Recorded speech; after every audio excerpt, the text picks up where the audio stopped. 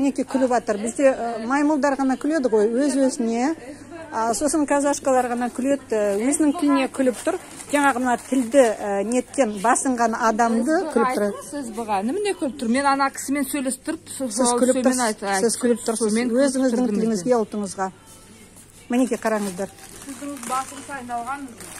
Басыңыз айналған? Иә.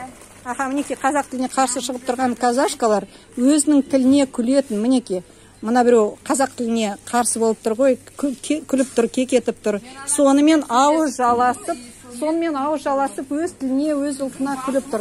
Соның басы істемейтін, өзінің басы істемейді. Ол оқпай тұр.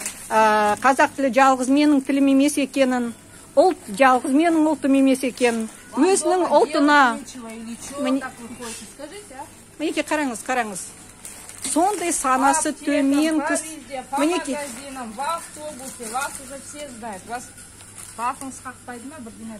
Мінекей басы қағатын адам өзінің ұлтын, өзінің тілін сатып тұр ғой.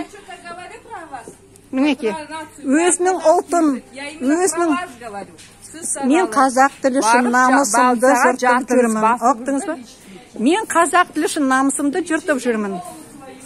Аха, мінекей қараңдар. Бүкіл Қазақстан қараңдар, неме болып жатырмыз біз.